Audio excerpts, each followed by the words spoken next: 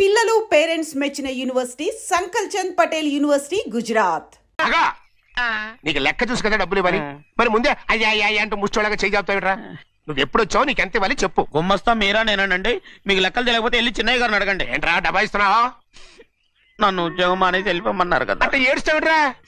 ఎక్కడికి వెళ్ళాలో ఎలా బతకాలో తెలియక ఏడుస్తుంటా. సరే సరే సరే ఏడో ఒక. ఇప్పుడు మా ఇల్లు చూసుకోవడానికి ఎవరు లేరురా, నా కూతురు కూడా ఇక్కడే పని చేస్తుంది. మరి నువ్వు మా ఇల్లు జాగ్రత్తగా చూసుకుంటావా? అలాగేనండి. ఈ ఉద్యోగం పర్మనెంట్ కదండి? అది నీ నరకం మీద ఆధారపడి ఉంటుంది. అంతే కదా, తప్పకండి. ఎలా నరాలు తగినట్టు నడుస్తున్నా బాలేదా? ఇంకోటి నడుస్తాను.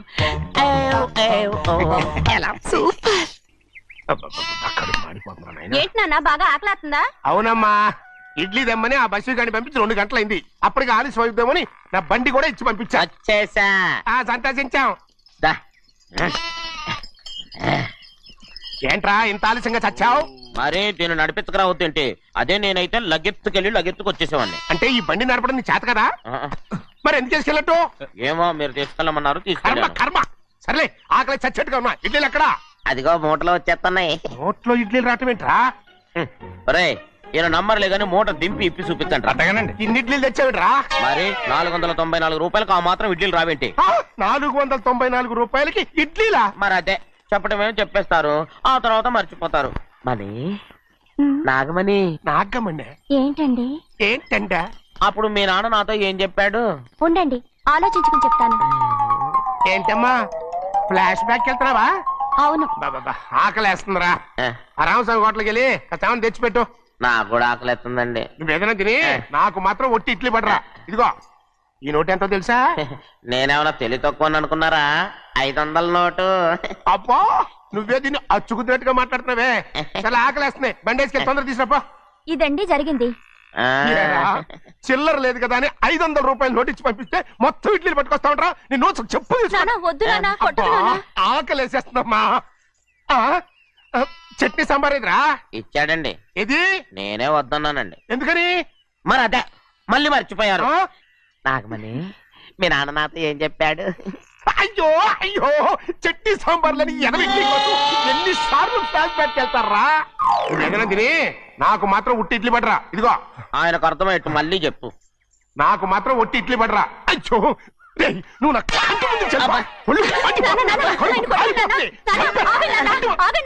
ఆయనతో పాటు నేను బయటకు వెళ్ళిపోతాను. ఎందుకంటే ఆయన్ని నేను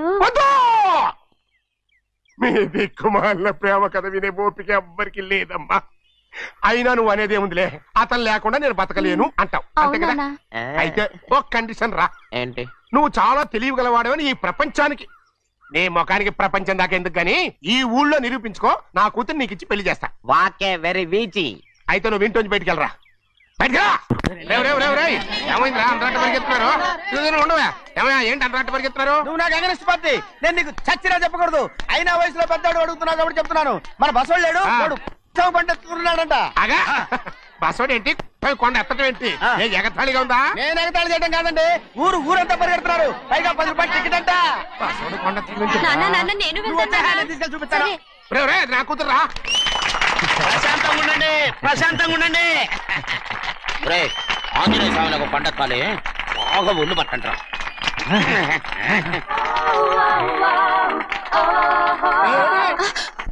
ఆడ కొండనెత్తే పోయి నిన్నెత్తిపోతాడు. ఊరుకోండి కుమస్తా గారు, ఆడికి ఆ కొండనెత్తడం ఈజీ, దీన్ని కష్టం. వయసులో ఉన్న ఆడపిల్లని చూస్తే చాలు తలనేరిసినోడికి కూడా జోకులు వస్తాయి.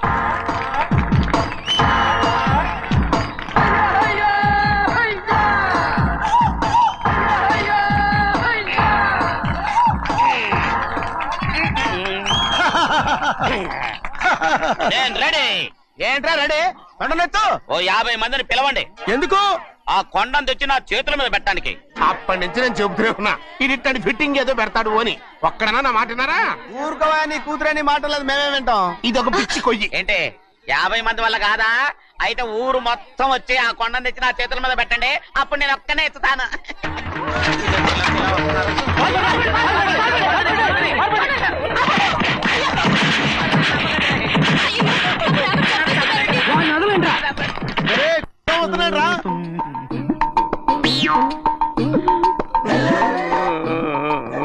ఎందుకయ్యా ఎందుకయ్యా అమాయకుని పట్టుకుని అందరూ చిత్త కొడుతున్నారు? అమాయకుడా?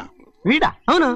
స్వామి స్వామి మా వారిని రక్షించినందుకు చాలా థ్యాంక్స్ అండి. ఇలారా ఏ స్కూల్లో చదువుతున్నారా? Co education. అదే కరెక్ట్. Correct correct correct. ఇటు ఇటు ఇప్పుడు మాట్లాడు. నీ కూతుర్ని ఇతనికి ఇచ్చి చెయ్యాలి అంటే ఇతను తెలివైన వాడే నిరూపించుకోమన్నారుగా. అవును. ఇప్పుడు నేను చెప్తున్నాను, ఇక్కడున్న మీ అందరికంటే ఇతనే తెలివైన. ఆంజనేయుడు తప్ప ఆ కొండను ఎవరైనా ఎత్తగలరా? చేయలేని దాన్ని చేయగలనని చెప్పి మీ అందరిని నమ్మించి ఇక్కడ తీసుకొచ్చాడే ఇతను తెలివైనడు కదంటారా? ఇది తీవ్రంగా ఆలోచించవలసిన విషయం. కరెక్ట్. ఒక తెలివైన వాడే ఎదుటి వాళ్ళని తెలివి తక్కువ వాళ్ళని చేయగలడు. He's very bright. ఇప్పుడైనా ఒప్పుకుంటారా? ఒప్పుకున్నట్టే గుండె మీద చేసుకున్నాడు కనుక. స్వామీజీ స్వామీజీ మీ ఆశీర్వాదం ఉంటే వచ్చే వారం నేను నీళ్ల మీద నడుస్తాను, ఆపై వచ్చే వారం భూమి మీద ఈదుతాను. అలాగా? ఏది నీళ్ళల్లో నడు చూద్దాం. ఇక్కడ నీళ్లు లేవే. నువ్వు నీళ్లలో నడుస్తావో నేల మీద ఎత్తావో నాకు అనవసరం. నా కూతురుతో నువ్వు సరిగ్గా నడుచుకుంటావా లేదా? స్వామీజీ చెప్తే నడుచుకుంటాను, స్వామిలాగా మాత్రం నడవకు. ఈ జన్మలో చస్తే నీకు పెళ్ళి అవుతుంది. చేతులు కలపచ్చుగా? భజన వాయించండి. వెళ్ళొస్తాను. ఏంట్రా? అది నా పెళ్ళం చెయ్యి. ఓ సారీ, నా చేతి కర్ర అనుకున్నాను. స్వామీజీ అంటే వీడు కర్రను వదిలేసి కన్నీ ఎత్తుకెళ్తున్నాడు. తాతబ్బాయి గారు, ఈ శుభ సమయంలో మీకు విషయం చెప్పాలండి. మా బుల్లిరాజు గారు పుట్టినప్పుడు నా గురించి డాడీ చెప్పు. మా బుల్లిరాజు గారు పుట్టినప్పుడు మా ఆవిడికి పురుడు పోసిన మంత్రసాని ఈయన చూసి పుట్టింది పందిటలేమో అనుకుని అని అడిచి ముడిచిపోయిందండి. డాడీ ఇప్పుడు అవన్నెందుకు? ఊరుకోవా, మన జీవితాల్లో గొప్ప ఈ చిత్రాలు జరిగినప్పుడు 10 మందికి చెప్పుకోవాలా? ఇప్పుడు మంత్రసాని మూర్చిపోయింది కదండి. ఇకపోతే మా ఆవిడ ఎట్టండి సేపుల్లే నా కొడుకుని కన్నానని బెంగపడి పురిటి స్థానం అవ్వకముందే చచ్చిపోయిందండి. డాడీ నేను నీ కడుపున పుట్టపట్టే కదా నాకు ఈ ఫేస్ వచ్చింది. నేను ఇంకొక నాన్నకు పుట్టిన అందంగా నన్ను పుట్టుండేవాడిని. ఇక చూడు, కాకి పిల్ల కాకి ముద్దురా. నీ మొహం ఎప్పుడు నాకు ముద్దొత్తనే ఉంటుందిరా కన్నా. ఇకపోతే మా ఆవిడ చచ్చిపోయింది కదండి. ఈయన్ని ఎత్తుకోవడానికి వచ్చిన పని పిల్లలండి ఈయన చూసి దడుచుకుని పరుగో పారిపోయేవారండి. అసలు ఈడికి ఈ జన్మలో పెళ్ళవుద్దా అని నేను ఈ ఆడవని రోజు లేదనుకోండి. అట్లాంటిది మా బుల్లిరాజు గారికి మీ అమ్మాయితో పెళ్లి కుదరటం నిజంగా మా అదృష్టం కదండి. ఎంత మాట, మీలాంటి వారితో వీవంతరం మా అదృష్టం. చాలవరకండి అంత మాట్లాడతారు. పొంతులు గారు మొకరదం పెట్టేయండి. అయ్యా, ఈనాటికి సరిగ్గా 4వ రోజుకు ఓ మంచి దివ్యమైన ముహూర్తం ఉంది. అయితే అదే కాయ చేసేయండి. ఏంటండి? అట్లాగే ఏమనే, మా ఓడికి పెళ్లి ఖాయం అయితే మా నూరు దేవాలయంలో దేవుడికి అభిషేకం చేయిస్తానని మొక్కుకున్నానంటే ఆ అభిషేకం ఇలా జరిపిస్తున్నాను. మీరందరూ పెళ్లి కూతురు తీసుకుని తప్పకుండా రావాలి.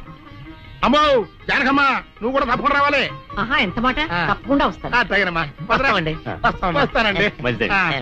నిజమా? తాంబూలాలు కూడా పుచ్చుకున్నారు. ఏమిటను అనేది? నేను ఆ రోజే చెప్పాను, ఇదంతా బుల్లిరాజు బని కుట్ర అని. అంటే బుల్లిరాజుని పెళ్లి చేసుకుని సౌందర్యం ఒప్పుకుందా? ఒప్పుకుందో, ఒప్పించారు. 4 రోజులు పెళ్లి జరిగిపోతుంది.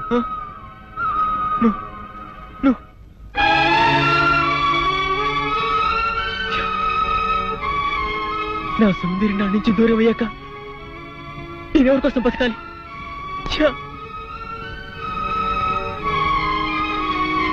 సౌందర్యం నీకు దక్కాలంటే నువ్వు వెంటనే అమ్మాయి మళ్ళీ తాళి కట్టాలి.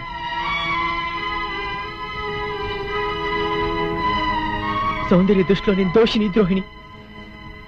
నా చేత తాళి కట్టించుకోవడానికి ఎందుకు ఒప్పుకుంటుందిరా? ఒప్పుకోపోయినా ఆనందం సరే తాళి కట్టాలి. లేకపోతే రేపు నిర్దోషం నిరూపించి పడినా అప్పటికి సౌందర్యకి బుల్లిరాజుతో పెళ్లి అయిపోతుంది కనుక సౌందర్య ఎంత పశ్చాత్తాపడినా నువ్వు ఎంత ఏడ్చినా ఏమి ప్రయోజనం ఉండదు. అవును రామా, వీడు చెప్పింది కరెక్ట్. నువ్వు ఇంకేం ఆలోచించుకో పదా. మామా, పెద్దరాజు ఇప్పుడు గుళ్ళు అభిషేకం చేస్తున్నాడు. సౌందర్యం కూడా అక్కడే ఉంది. ఇదే మంచి అవకాశం. గుళ్ళు అందరి ముందు తాళి కట్టే. నీ వెనక మేము అందరూ అన్నాం. ఏం జరిగినా చూసుకుంటాను, నువ్వు పదరా.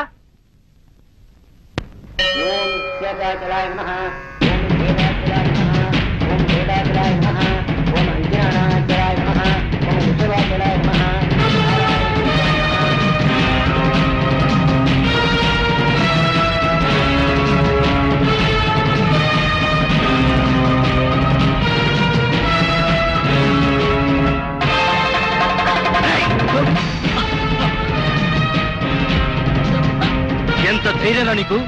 పెద్దిరాజు గారి కాబోయే కోడల మెళ్ళలో తాళి కట్టాలని ప్రయత్నిస్తావా? నువ్వు మా ఇంటికి వచ్చిన రోజునే ముక్కలు ముక్కలుగా నరికేకోవటం నేను చేసిన తప్పురా. నీ రక్తం కళ్ళ చూస్తా. నా కూతురు పెళ్లి పళ్ళకి ఎక్కక ముందే నిన్ను పాడి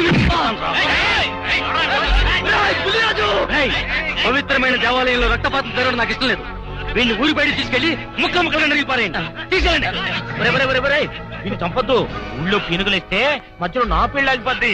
సౌందర్యత నా సాగునం అయ్యాక అప్పుడు చంపండి. సౌందర్యం నువ్వు పెళ్లి చేసుకోండి. కూర్చోబడి దూరం చేస్తావు. మధ్యలో నేనేం చేస్తాను రా? ఈ చేతులు కావు రాళ్ళు వదులుతాడు. సౌందర్యం నాది, నా ప్రాణం. నువ్వు పడిన పన్నాగం వల్ల నా మీద అనుమానం ద్వేషంతో నిన్ను పెళ్లి చేసుకోవడానికి ఒప్పుకుంది, కానీ నీ మీద ప్రేమతో కాదు. సౌందర్య నీ పెళ్లి చేసుకునే ఆలోచన మానుకో, లేకపోతే నా చేతులు చేస్తావు. పెద్దరాజు గారు, ఇక్కడంత ఘోరం జరుగుతుంటే చూస్తూ ఊరుకుంటారేంటండి? ఇవాళ ఇంత పని చేసిన వాడు రేపు పెళ్లిలో ఎంత అఘాయిత్యం చేయడానికైనా వెనకాడ్డు. వీడి ఊళ్ళో ఉంటే నా మనవరాలి పెళ్లి జరగనివ్వడు. అయితే ఓ పని చేస్తానమ్మా, ఈ పెళ్లి జరిగేంత వరకు ఈ కుర్రాన్ని ఈ ఊరి నుంచి పరిశీలిస్తున్నాను. పెళ్లి అయ్యే లోపు ఈ ఊళ్ళో అడుగు పెట్టావా నేనేం చేస్తానో నాకే తెలియదు. తెలుసుకుపడరా.